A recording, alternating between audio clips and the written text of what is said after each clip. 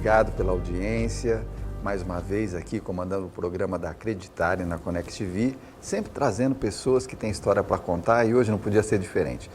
Antes de apresentar a pessoa, eu quero fazer um agradecimento especial à Elisama, que trabalhava comigo na Transdução e agora saiu para ajudar esse nosso amigo que eu vou entrevistar daqui a pouco. E ela trouxe ele para mim aqui, uma grata surpresa. Eu fiquei muito feliz por ele ter aceitado o convite. E eu vou falar, olha gente, ele lembra um pouco o Anderson Silva, tirando o tamanho, e ele fala mais grosso que o Anderson Silva.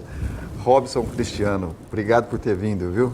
Ronaldo, eu que agradeço o convite, é um prazer estar com vocês aqui, né, a pedido da Elisama, que me acompanha. Sim. Ela é uma parente muito próxima, né? Temos um grau de parentesco. E ela é convincente, né? Não, ela convence. É. Fala demais e vai nesse caminho e a gente acredita nela, rapaz. É. E o bom é que deu certo, né? Deu certo. Ô Robson, essa história que você vai virar deputado com essa sua vida já tão cheia de tarefas, conta qual é o seu desejo para a política. O Brasil está precisando de bons políticos. Sim. Ronaldo, a gente está numa pré-campanha, né? Acho que é importante frisar isso. Eu não sou ainda candidato, né? A gente então está nessa pré-campanha. Quando me foi feito o convite, eu tenho uma história que veio desde a época do Exército, como falamos há pouco, né? Uhum. E posteriormente a isso eu vim para o mundo acadêmico. Sei. A minha chegada no mundo acadêmico que é um pouco engraçada. Uhum. Porque quando eu vim para a vida civil, eu já te falo já sobre a política. Quando eu vim para a vida civil, a minha pretensão era fazer qualquer coisa. Sim. E eu tive um diretor que falou, você precisa estudar. E eu fui estudar, peguei gosto e fui nessa onda do estudo. Enobrece a gente, não é? O conhecimento é algo que ninguém tira. Você tem uma profissão que eu vou te falar, meu amigo, obrigado. Eu só tenho que falar assim, obrigado. Ser professor, com o salário que a gente ganha como professor, não é fácil. Não então, é fácil. Obrigado, não é fácil. Viu? Não é fácil.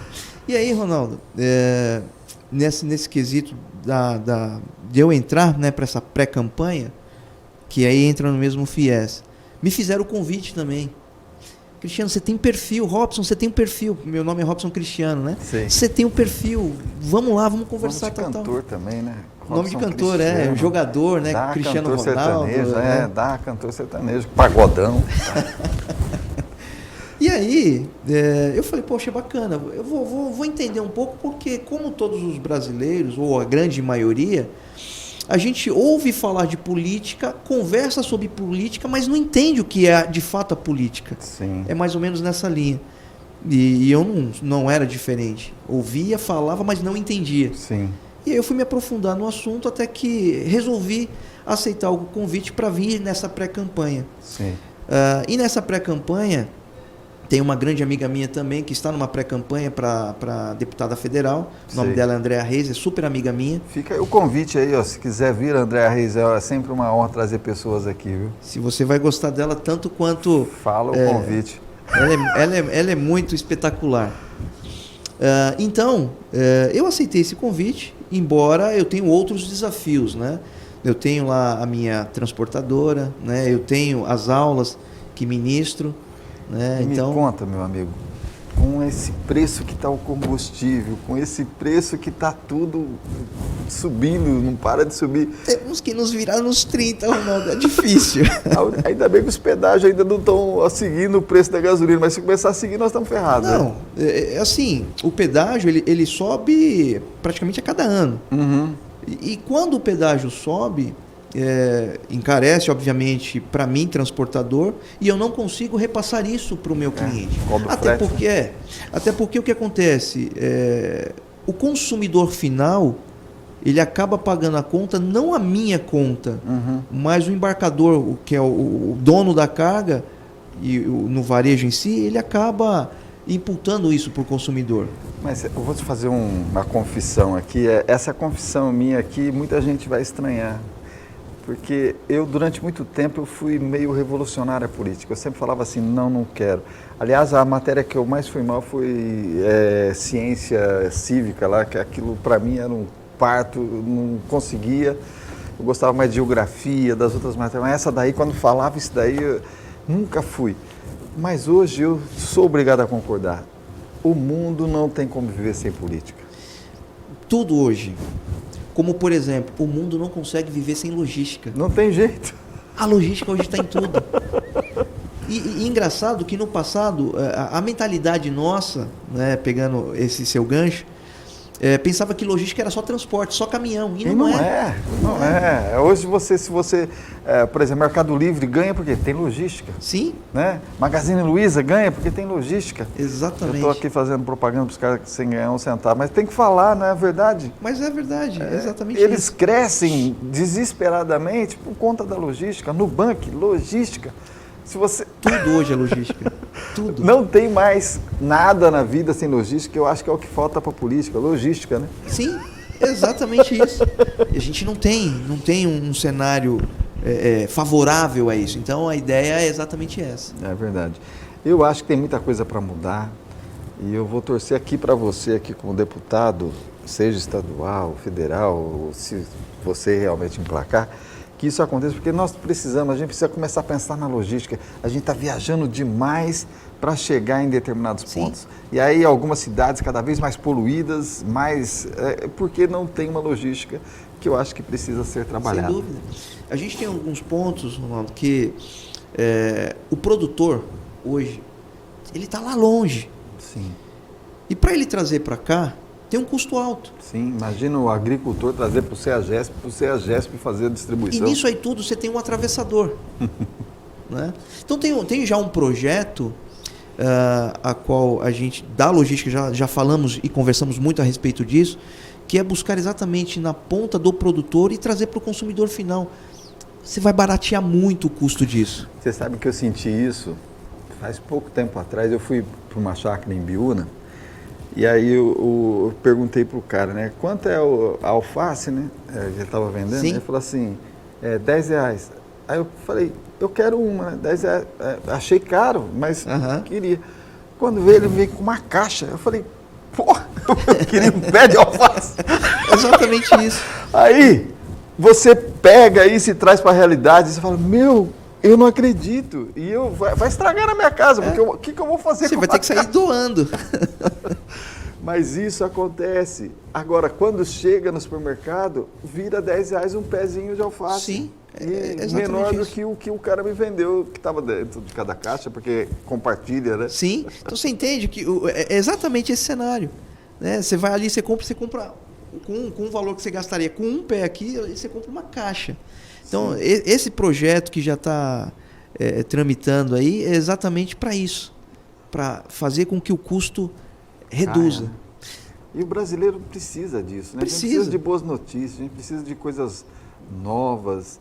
Há pouco eu entrevistei um amigo e a gente só falou de coisas novas, né? Porque a tecnologia, ela é cara, mas quando ela é muito bem usada, muito bem empregada, ela ajuda muito a baratear as coisas. Sim. Né? E eu acho que está faltando isso. A gente precisa começar a pensar como o Mercado Livre, como essas que você vai lá, como é bom, né?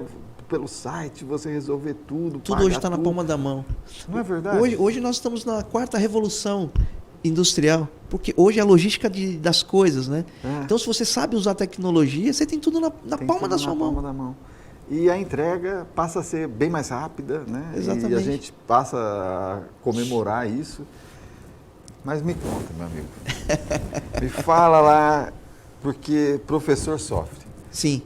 Me conta, você gosta demais, porque senão não estaria tanto tempo fazendo isso. Ronaldo, eu falo para você e falo para todos os meus alunos. Eu tenho jargão quando eu entro em sala de aula. O meu jargão é: boa noite, sejam bem-vindos. Todo dia, toda noite. Boa noite, sejam bem-vindos. Pegou. Toda a turma. Eu entro na sala de aula, às vezes acontece de entrar depois da turma, eles já falam: boa noite, sejam bem-vindos, professor. Então pegou. E nas minhas turmas, eu falo tirando a modéstia, né? A sala tinha todos os alunos. O pessoal evitava faltar nas minhas aulas. Por quê? Porque eu sempre trouxe a realidade do mercado em si para dentro da sala de aula. Para você ter uma ideia, tem ex-alunos que trabalham na minha empresa. E você acha que o professor precisa dessa reciclagem aquele professor antigo ainda que fica matéria dada. Para mim, ser professor de matéria dada é aquele que escrevia na lousa e falava assim, copia aí. Eu acho que todo profissional, Ronaldo, todo profissional ele precisa de uma reciclagem, né? Não só o professor, mas todo profissional. E o professor, constantemente, ele passa por um período de reciclagem, né? Todos os finais de ano, quando todos os alunos estão indo descansar, os professores também tiram o seu período de recesso, acabam voltando antes, exatamente para fazer cursos preparatórios para o próximo ano. Sim. Você sabe, Robson, eu tive uma dificuldade quando eu estava na pós-graduação, porque eu fiz pós e MBA, e na pós eu fiquei irritado. Porque, eu vou te falar por quê. Porque quando o cara começou a querer ensinar a gente a fazer gráfico em papel, aquilo para mim, meu coração acelerou. Eu falei, não vou usar essa, né? Porque hoje a tecnologia já faz tudo. Já faz tudo. Não perde tempo. Eu sei que eu preciso entender aquilo, mas mudou muito rápido. Hoje, se você não colocar isso em prática, a pessoa não vai pegar esse conteúdo, né? Nós somos muito rápidos hoje. Sim, sem dúvida. E eu não estou falando de uma faculdade pequena, estou falando de uma faculdade de renome. De renome, que eu não vou dar o nome para não... Claro. Né? Mas que eu fiquei chateado. E eu acho que está na hora, né, de alguns professores entender que o aluno também mudou. A tecnologia mudou os alunos. Sim, sem né? dúvida. Falando, né, de como a gente se sente em sala de aula, eu após um dia cansativo de trabalho, porque também dirigir uma empresa não é fácil, né? Você sabe bem, a gente tem N problemas e N situações. E tem gente, eu tenho amigos que quando saem do trabalho vão jogar tênis, eu tenho amigos que vão pedalar, tenho amigos que vão fazer outras atividades. Eu falo que o meu hobby é entrar em sala de aula. Que legal. Quando eu entro em sala de aula, todos os problemas que eu tive durante o dia ficaram da porta para fora. E quando eu saio da sala de aula, que eu vou embora, eu vou super leve, eu vou rindo comigo mesmo, porque acho que é isso, você tem que transmitir aquilo que você sabe e fazer o melhor que você pode. Né? Quanto o Exército, essa parte militar, te ajudou hoje naquilo que você faz? Eu posso te dizer que em tudo. Eu também penso assim. Em tudo. É impressionante. Em tudo. Como aquilo lá é uma escola pra gente que... Assim, o Exército, eu falo que é algo que eu carrego, que nunca mais vai se afastar de mim. Vira e mexe, eu tenho amigos que ainda estão na ativa, né? A gente tem muito contato ainda com outros colegas que acabaram ingressando às fileiras do Exército. Mas aquilo, você não sai mais daquilo, você não sai mais do Exército, porque a disciplina que você aprende, a hierarquia, você aprende os princípios, os valores que às vezes você na sua juventude não deu tanto valor, ali dentro você acaba dando valor. E assim, eu digo que eu entrei de um jeito e saí muito melhor quando eu vim para a vida civil. Muito bom. Gente, nós vamos fazer um intervalo, é rapidinho, é só para ele tomar uma aguinha também e a gente já volta.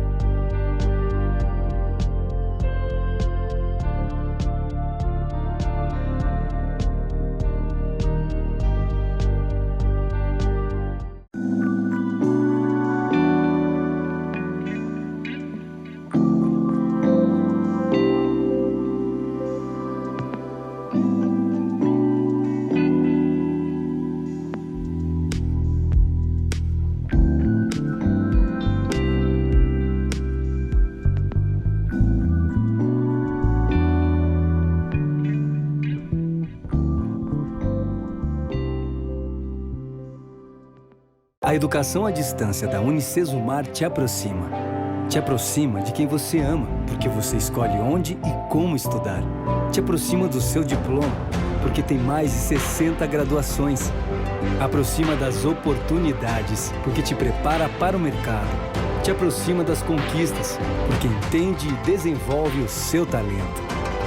é você, mais perto do seu sonho, com a melhor EAD do Brasil. Matricule-se!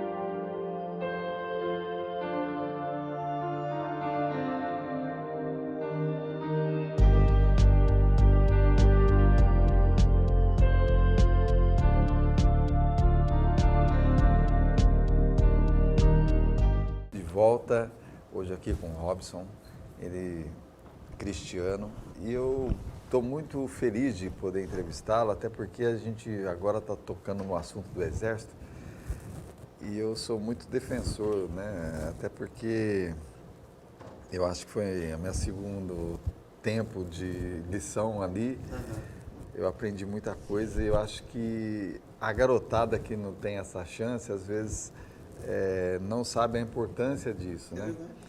Fala para mim desse histórico aí. Essa é uma parte engraçada também da minha vida, Ronaldo. Desde garoto, eu coloquei na minha cabeça que eu queria ser militar. Uhum. Eu morei um período, até os 10 anos de idade, em Carapicuíba. Quando mudamos para Osasco, eu coloquei na cabeça, eu quero ser militar. Uhum. Minha mãe, não, você é novo, não sei o que, tal. E eu comecei a trabalhar aos 14 anos de idade. E fazendo cursinhos preparatórios para tentar entrar na Marinha, ou no Exército, ou na Aeronáutica. Que legal. Eu não tive êxito, né, nas avaliações.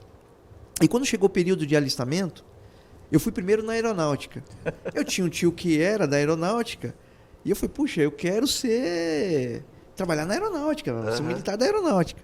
Só que quando eu chegou lá, falaram para mim, pô, você é baixinho, sai daqui.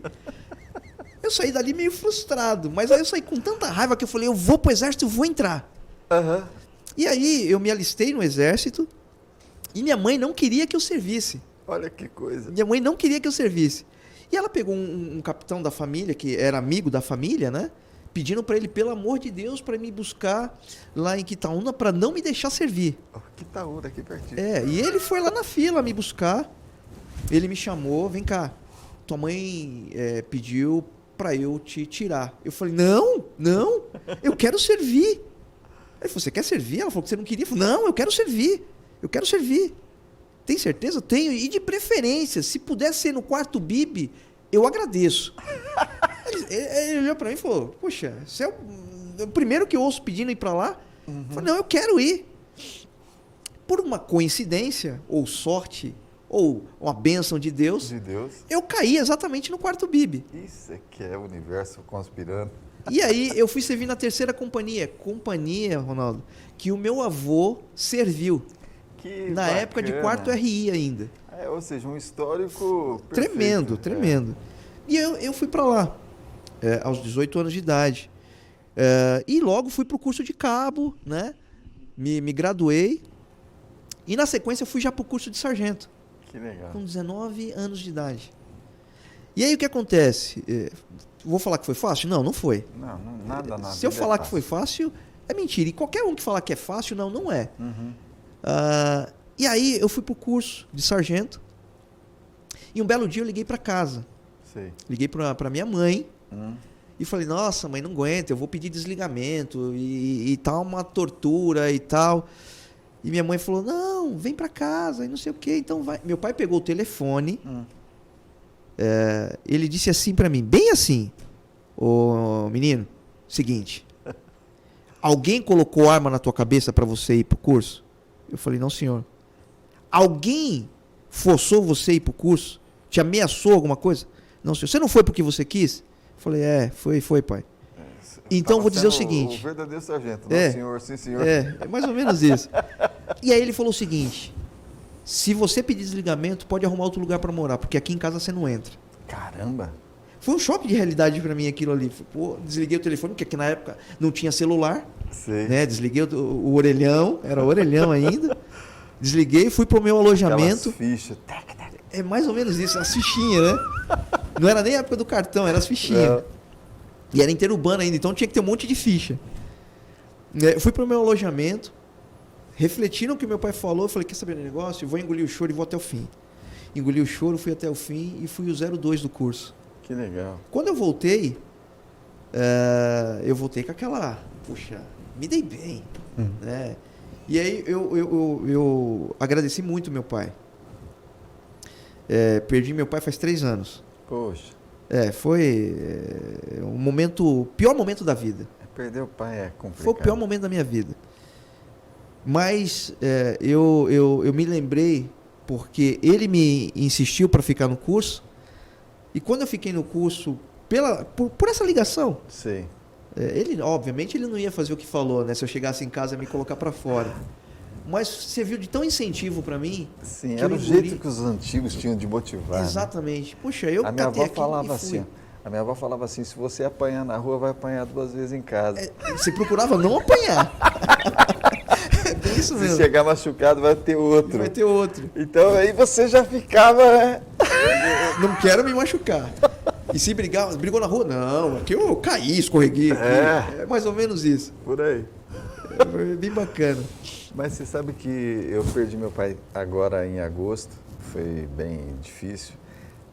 Queira ou não, né? A gente sempre tem aquilo é uma coisa que te inspira, né? É a referência. É verdade. Mas vamos lá. Eu sei que também aconteceram algumas coisas que te serviu para dar uma guinada na sua vida. Sim. Você pode falar? Claro, claro. Conta pra gente. E aí, depois de alguns anos, eu saí do Exército no ano de 2000. Eu vim para a vida civil. Eu já tinha passado, né, por um processo de enfermidade dentro do Exército. Eu tive um AVC. Né, foi um processo que foi doloroso, mas graças a Deus eu tinha 21 anos. Nossa. Né, Deus me permitiu recuperar. E quando eu vim aqui para a vida civil, eu fui trabalhar numa empresa que fazia monitoramento de caminhão. Hoje as pessoas chamam de gerenciamento de riscos, né? Que legal. É um nome mais chique. É bem complexo porque envolve outras ferramentas do gerenciamento de riscos, né? Quando eu fui trabalhar nessa empresa, eu tive um grande comandante chamado Amaury Soares Vieira Júnior. Esse cara foi uma inspiração para mim. Sei. Servi com ele em 2 quartéis e foi meu comandante quando eu fui para o quartel-general no Ibirapuera. Sei. E nessa empresa ele estava como diretor. E ele ia me contratar e eu ia entrar como supervisor. Ele falou: olha, Cristiano, eu não posso te colocar como supervisor porque tem um cara que tá na vaga aqui que ele, além de ter sido oficial, ele tem faculdade, coisa que você não tem. E eu falei: puxa. Ele falou: olha, eu tenho aqui uma função de operador. Você aceita? E aí eu falei: poxa, é melhor pingar do que secar. Esse é o dilema que a gente deve seguir sempre. Sem dúvida. E aí eu fui para essa empresa, fiquei lá 1 ano e meio. Só que eu tinha comigo, Ronaldo, o seguinte, e sempre tive isso comigo: eu vou aprender e vou me superar e vou ser melhor do que os que já estão. O meu pensamento sempre foi esse, depois desse choque de realidade que eu tive do meu pai. Viu como do te curso. Ajudou? Me ajudou muito. Fui para essa empresa, fiquei um tempo nela, esse 1 ano e meio, aprendi. E aí eu fui convidado por um colega aí para uma concorrente. Sei. E eu falei: poxa, bacana, eu vou, não negociamos nem salário. Olha só. E eu pedi demissão da empresa que eu estava e fui para essa empresa. Quando eu cheguei lá, o salário que eu ia receber era R$140 na época, Sei. menor do que o que eu tinha. Poxa. Eu falei: puxa vida, bom, já estou aqui e vamos lá. Eu comecei a fazer um trabalho nessa empresa. Na mesma semana que eu entrei, o dono da empresa me viu fazendo um trabalho que tinha colegas que estavam lá há um tempo que não haviam feito. E ele mandou me chamar, chamou o colega que me contratou e me promoveu a coordenador. Caramba. Em 6 meses nessa empresa, eu já era gerente na empresa. Eu cuidava já de algumas contas. Que legal. Algumas empresas, né, que a gente chama de contas, né? Bom, o que aconteceu? Eu fiquei alguns anos nessa empresa e aí veio o coronel que me incentivou a ir para a faculdade. Ele vira para mim e diz o seguinte: Cristiano, tem faculdade? Não tenho. Então faz o seguinte: ou você vai para a faculdade ou ano que vem você está fora da empresa. Pronto, aí ferrou. Eu não tive escolha. E aí eu fui para a faculdade, Ronaldo. E aí se apaixonou? Me apaixonei pelo que vi, né? Peguei amizade com todos os professores que eu tive. E aí eu fui fazer outros cursos, fiz MBA também, enfim. Quando eu estava terminando a segunda MBA, uma empresa top do mercado que era o sonho de todo mundo trabalhar nela, é uma das grandes gerenciadoras de risco do mercado, me convidou para ir trabalhar nela. Eu não pensei duas vezes. É aquela coisa que você fala assim, é a minha hora. É uma oportunidade de vida. E realmente foi minha oportunidade de vida. Eu tive um grande professor nessa empresa. Perdemos ele no final do ano passado, início desse ano. Darcio Centuducato, camarada que, assim, extremamente conhecedor da logística e conhecedor do gerenciamento de risco. Ou seja, que brilhava você. Nossa, eu olhava para ele, a gente conversava, ele te fazia viajar, mas as viagens que você fazia eram possíveis de ser concretizadas. Ô Robson, a gente já está quase chegando no fim do programa e eu gostaria que você me falasse assim, ó, para aquela câmera ali, ó. Ok. Você falasse para quem está nos assistindo, que está começando agora, porque você é um cara que passou por tanta coisa e você está aí forte, bonito, sabe, dando conselhos. Fala para eles lá, o que é que ele tem que fazer para ter sucesso na vida hoje? Pessoal, e Ronaldo, eu tenho comigo muitos livros na minha cabeceira, mas muitos livros, não são poucos. Você tem que pegar gosto pela leitura, é a primeira coisa. Tem um escritor americano chamado Charles Jones, ele diz o seguinte: daqui 5 anos, você estará muito próximo de ser a mesma pessoa que você é hoje, exceto por 2 coisas: os livros que você lê e as pessoas de quem você se aproximar. Verdade. Então, se você tem um excelente conhecimento, um excelente conteúdo de leitura, de aprendizado, isso ninguém nunca vai tomar de você. E a segunda coisa que você precisa ter é um excelente network. Verdade. Quanto mais pessoas você conhece, mais as pessoas podem te admirar e podem te ajudar. Essa é a dica que eu deixo para os nossos telespectadores. Uma dica maravilhosa, porque durante a entrevista você falou de 3 pessoas diferentes. Falou do seu pai, né? Sim. Lembrou da família, que é o cerne de tudo, né? É o centro para qualquer coisa na nossa Sim. vida. Falou do seu amigo do exército, que depois você foi trabalhar, e falou do terceiro aí que te ajudou para a faculdade. Essa coisa de agradecer a pessoa, mesmo que ela já tenha falecido, é nobre. Sim. É para poucos. Então, parabéns por Obrigado. falar isso. É que eu sou defensor da gratidão, acho que a gente tem que agradecer sempre. E não podemos esquecer quem nos apoiou a chegar aqui, né? Exatamente. E o nome do programa é Acreditare. Então, fala, meu amigo, as pessoas podem acreditar nessa receita que você deu? 100%. Acreditarem e vocês vão ter sucesso. Diretor, eu estou tão feliz por ter você aqui hoje. Eu estou aqui falando para o meu diretor, porque se ele não deixasse, eu não podia te entrevistar, né?